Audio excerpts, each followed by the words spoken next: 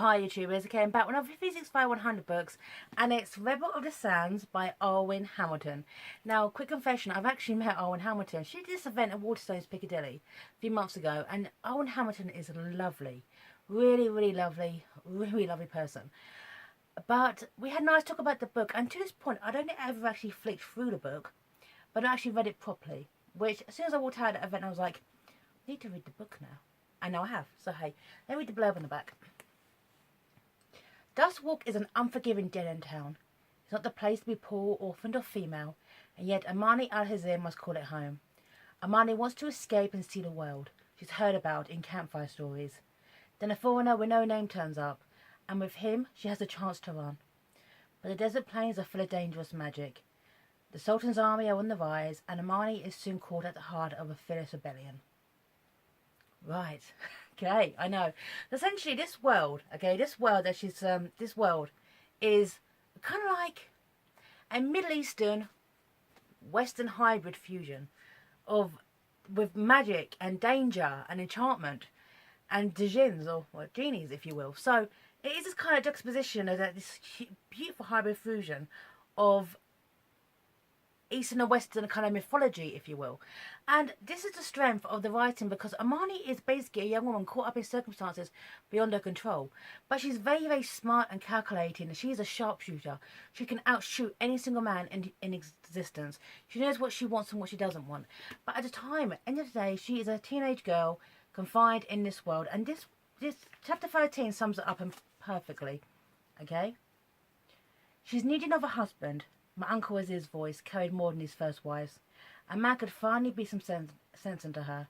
In less than a month, Zahir would have been dead a year, and Amani would be clean and allowed to wed. As her mother was hanged, Focus slowly stopped saying her name curse. Now my uncle mentioned her death more like a matter of business.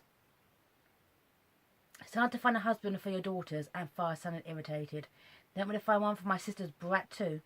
Aunt Far never said my mother's name, not since she'd been hanged. I'll take her as a wife then, Aunt Aziz said, like he was talking about trading a horse. My arms nearly buckled into the sand. Aunt Far made a disdainful hissing noise at the back of her throat. She's too young. There was an impatient tone in her voice that normally ended a conversation. Exactly. Amani lives with her aunt and uncle since her mother was hanged for killing Amani's father.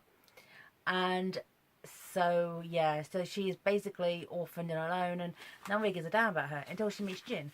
Now, Jin is a wandering spirit, a bit of a nomad, travels the world with his wits, arrogance, attitude, and a broken compass.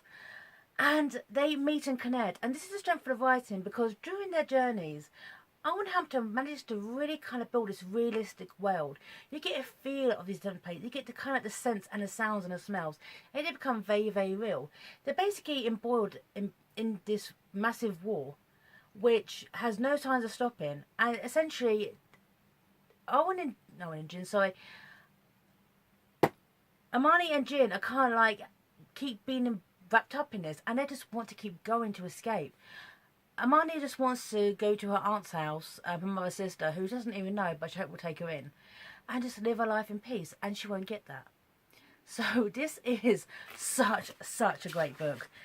It moves at a brilliant pace, and one thing I like is this. Now, it goes on the kind of like the audience expectations that we know the basics, okay? Like the jinn, okay, which is mentioned, well, that's obviously the original term for a genie.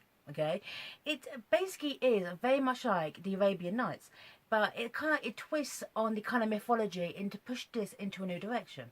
And also, one thing that really surprised me is this is a debut novel, which absolutely surprised me. Alwyn Hamilton's grasp of words and wordplay and world building is astonishing. She is just a natural at this, and I was so impressed. For a debut novel, she nailed it first time, which is so rare. Okay. There's a spit here, okay. I rounded on him, oh, it's page 285. I rounded on him, my hair catching in the air as it came loose from its braid. You can't judge me for wanting to be more than another worthless grain in the desert. Not when you were born so much more than this. Not when you were born and powerful and important. Really?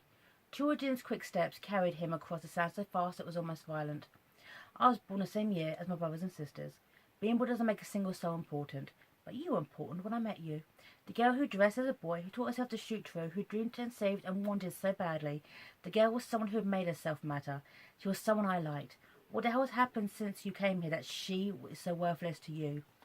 What has happened that only my approval and some power can make you important? That kind of thing.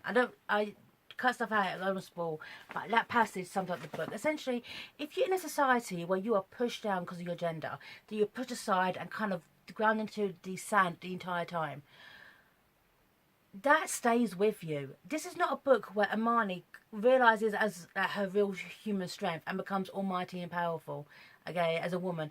It doesn't. This is realistic, okay. This is the realism of this book, and this makes this book so good. So, highly recommended it here. Rebel of the Sands by Alwyn Hamilton, by the Physics 5 100 books, and I'll sign off here. Bye now.